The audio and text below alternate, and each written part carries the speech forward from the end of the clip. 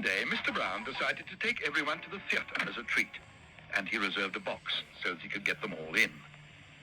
Paddington had never been to the theatre before, and he sniffed the air excitedly as he hurried on ahead of the others. It had a nice, warm smell, and everyone seemed very friendly and helpful. "Would you like a program, sir?" "Yes, please," said Paddington. "I'll have 6, if I may." "Thank you, sir. And will you be having coffee in the interval?" Paddington licked his lips. "Yes, please," he announced. "I'll have 6 of those, too." "Very good, sir. That'll be £5. £5. Help! Oh, dear, Paddington, I think you've lost your marmalade sandwich. Look. "Must you bring sandwiches to the theatre?" asked Mr. Brown. "You've only just had supper."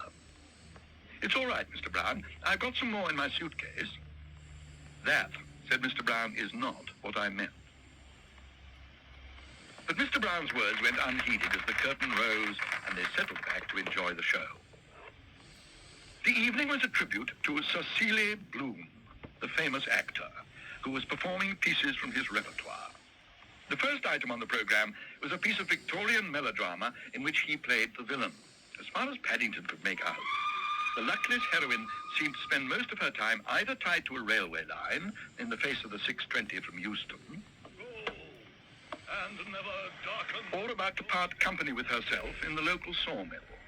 He gave Cecilia several hard stares through his opera glasses. But either he was too far away, or something happened as they passed through the lens, for they had little or no effect. Cecilia was adamant, and despite the snow and the pleas from the heroine, it was clear from the expression on his face as the curtain came down that he felt he had won the day. "Oh, dear," said Mrs. Brown, "I do hope the second half is a bit more cheerful."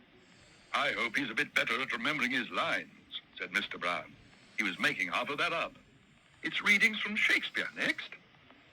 He's a famous playwright."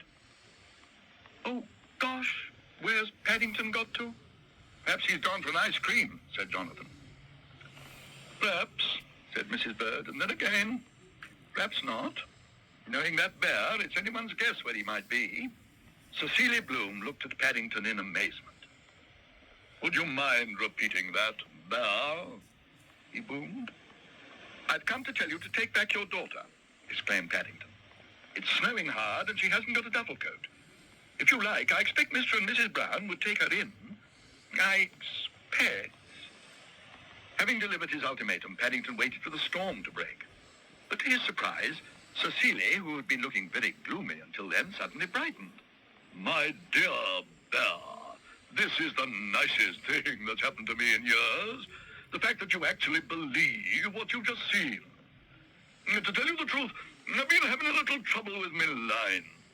The prompter's been taken ill, and I suppose you wouldn't like to do me a favor, would you?" Mr. Brown gazed at the slip of paper the usherette had given him.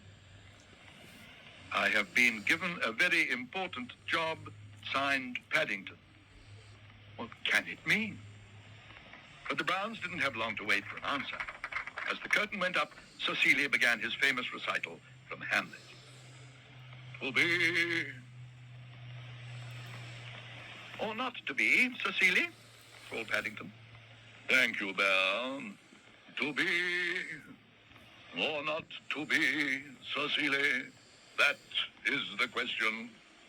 "No, it isn't," whispered Mr. Brown. "The question is, how does Paddington get away with it?" "That," said Mrs. Bird, "is something even Shakespeare would find hard to answer."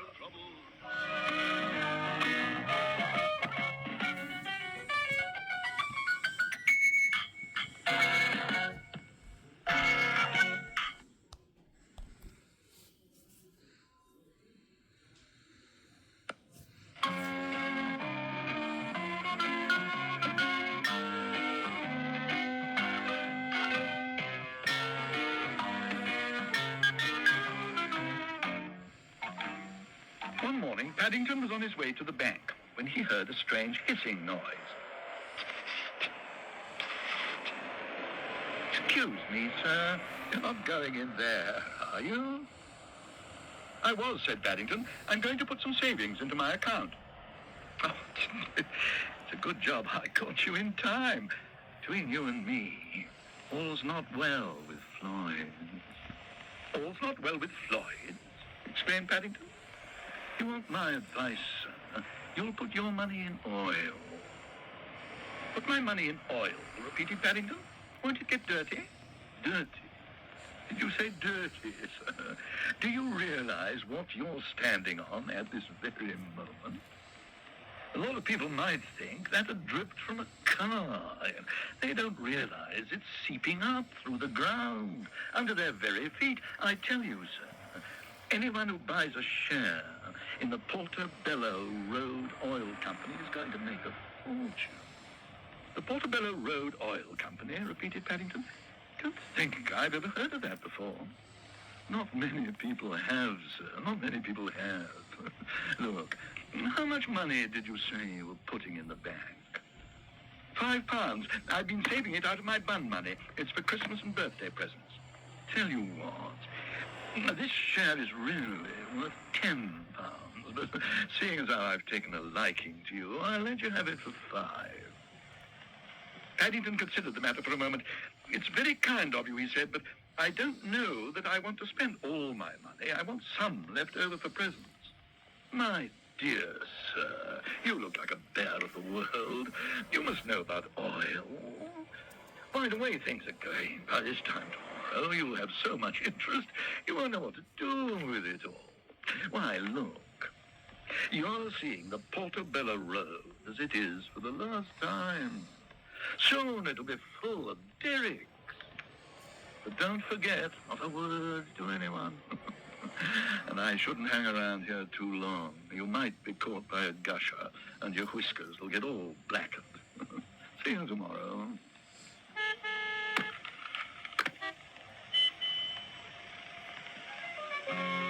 Paddington spent the rest of that day hopefully drilling holes in the garden at number 32 Windsor Gardens.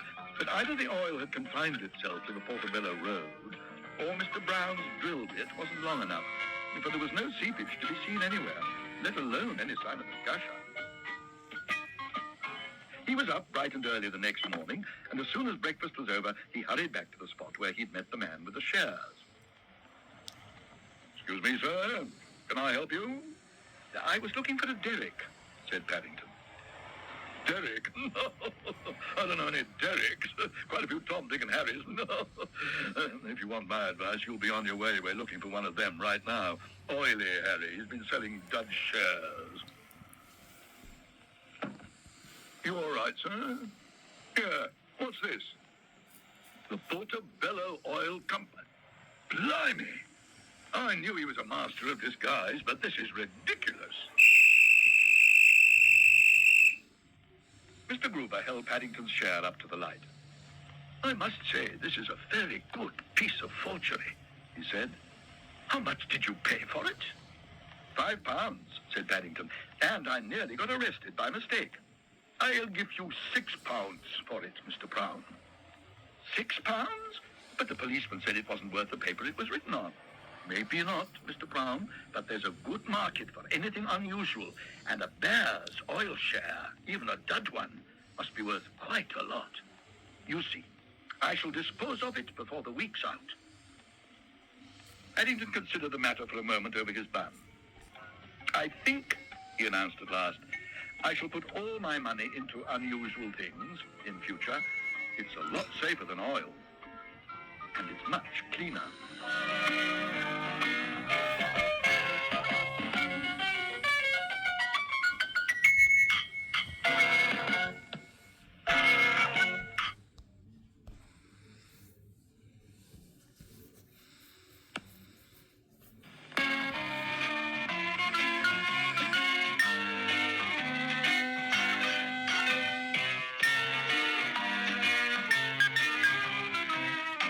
One morning, Paddington was testing some raspberries in order to make sure they were properly ripe when he heard a loud bang coming from next door. Ooh! Go! Go! To his surprise, the Brown's neighbor came rushing out of his house and began dancing round his lawn like someone doing the Lancers. In fact, he moved so fast it was hard to keep up with him. Bear! What are you doing, Bear? You spy spying on me again? Oh, no, Mr. Curry. I was only watching you practice your dancing. It was very good. I mean, dancing? Dancing? I'll give you dancing, bear. I've just hit my thumb with a hammer. Look, I think I may have broken it. Mr. Brown's got one in his garage, said Paddington. I'll get it for you if you like. I don't mean the hammer, bear. I mean my thumb. Oh, dear. Perhaps you'd like some marmalade, Mr. Curry. My Aunt Lucy always puts marmalade on bruises. Marmalade? Ah, I don't need marmalade. What I need is help. What are you like at hammering, Bear? Oh, bears are good at hammering, Mr. Curry. I expect it's because they haven't got thumbs. I'm putting a serving hatch in my kitchen, and I need a hole knocked in the wall to the dining room. Oh, that'll be easy, Mr. Curry, said Paddington. I watched Mr. Brown make his hatch only last week. He said you'd probably want one yourself as soon as you got to hear about it. Now remember, Bear, I want one exactly like Mr. Brown's. There's a hammer and chisel all ready, and the frame's ready for fixing. If you make a good job of it while I'm at the doctor's, I may let you have first go with the doors. Oh, dear, said Mrs. Brown. Look where Paddington's just gone. I hope that's not a sign we're in for more trouble. Anything's better than all that hammering, said Mrs. Bird. If I hear one more bang, I shall go mad. Mrs. Bird's hopes were doomed, however. But if anything, the noise got steadily louder as time went by. But if the noise outside Mr. Curry's house was bad, things inside were even worse. Clouds of dust billowed everywhere. In fact, it was so bad, Paddington had to spend most of the time working with his eyes closed, only coming outside for air every now and then, when he could stand it no longer.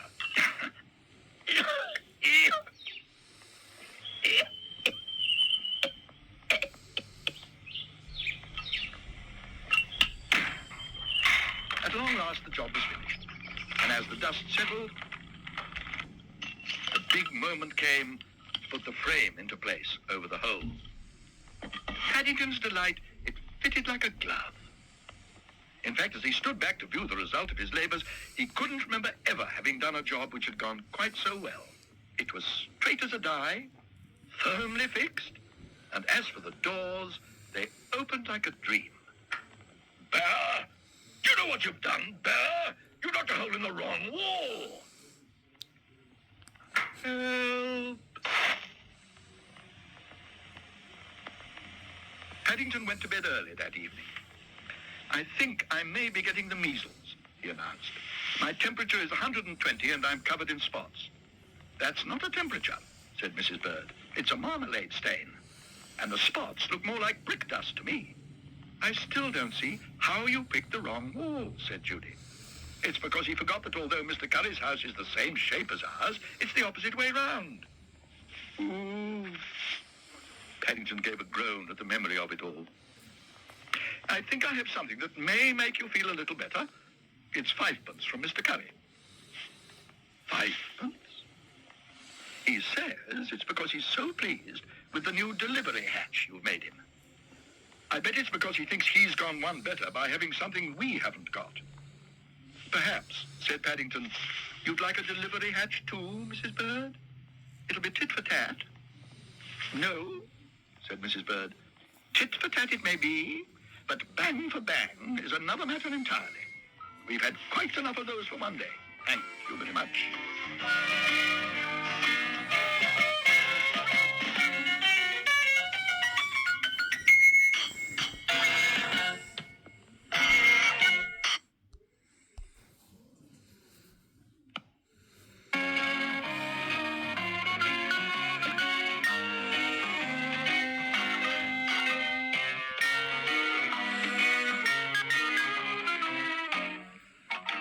Adrian, Crisp, garden ornaments, said Mrs. Bird.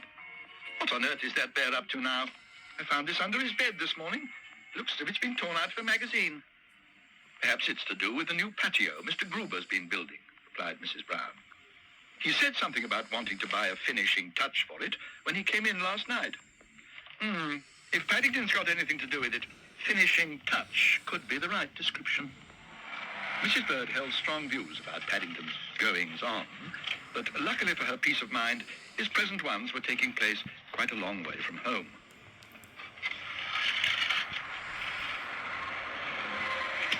Paddington had a determined look in his eye, one which had been there ever since his friend, Mr. Gruber, had shown him his new patio. Over the years, Mr. Gruber had been very kind, and it seemed a good chance to try and repay him. Looking round Mr. Crisp's emporium, Paddington decided there were some very good finishing touches indeed. One in particular caught his eye. "Excuse me, Mr. Crisp," he announced. "I'd like to buy one of those lions, if I may." "A lion? Oh, my goodness, how nice. That'll be £200. £200 for a lion? But it's made of stone. You could get a real one for that. I dare say, but these lions happen to have come from a stately home. They are simply steeped in history." Paddington took a closer look at one of the lions. It certainly appeared to have been steeped in something, but he was much too polite to say so. "How much were you thinking of paying?" asked Mr. Crisp. "I was thinking of 10pence, said Paddington. 10pence? Don't strain your resources, will you? I suppose I might be able to find you one or two old bricks. Or you could have that ball you're sitting on." Paddington considered the matter for a moment. "What is it?" he asked. "For 10pence, said Mr. Crisp. "You don't ask questions like that. And I'm afraid you'll have to arrange your own transport." "That's all right, Mr. Crisp. I've brought a bag. I expect I can manage. That was Mrs. Bird's best carrier bag." Oh my. I'll see if I can find you some brown paper. There's a bus stop just outside. If you hurry, you may just catch one. Oh, dear.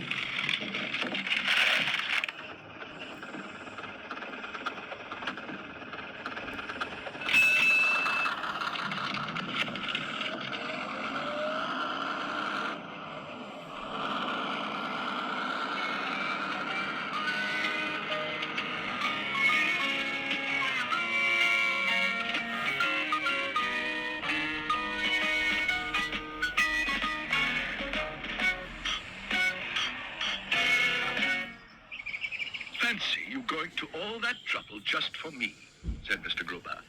"I wish I'd seen the expression on the conductor's face." "I wish I hadn't," said Paddington. "I had to carry it in the end, and I think I may have strained my resources. I don't suppose there are many bears who've taken a boulder on a London bus, Mr. Brown, let alone an early Roman cocoa stand." "An early Roman cocoa stand?" exclaimed Paddington. "Well, that's not Roman exactly, but it's certainly very old. And not even Julius Caesar himself could have had a nicer finishing touch for his patio. Or one that makes his 11ths taste better."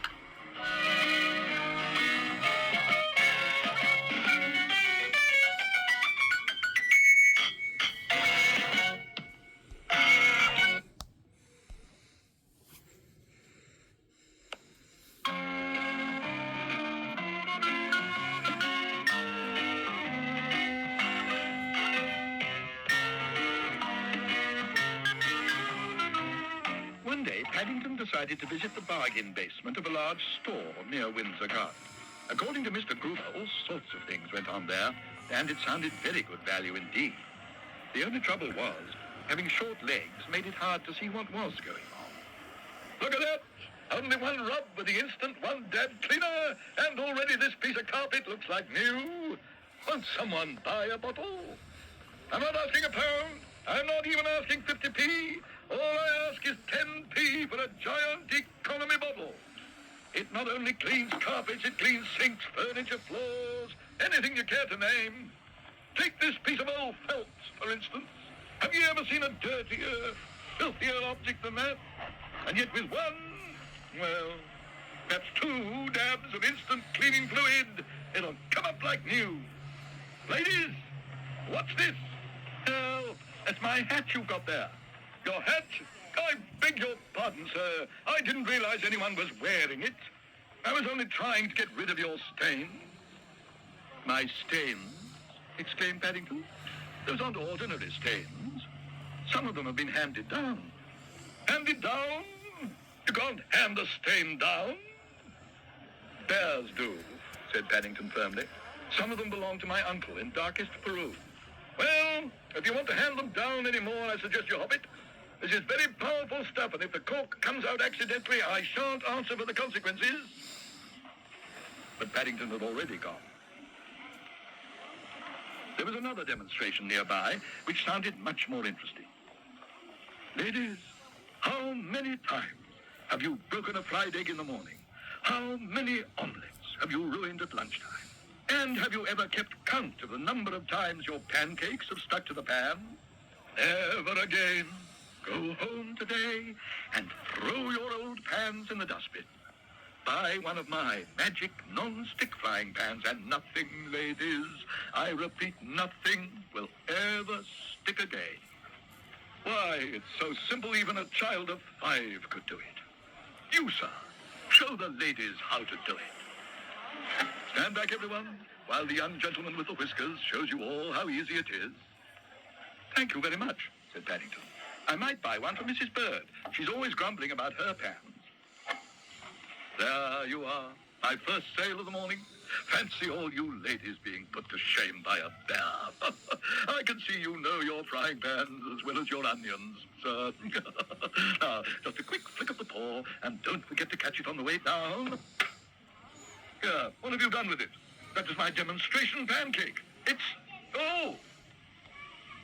Oh, dear, I'm in trouble again.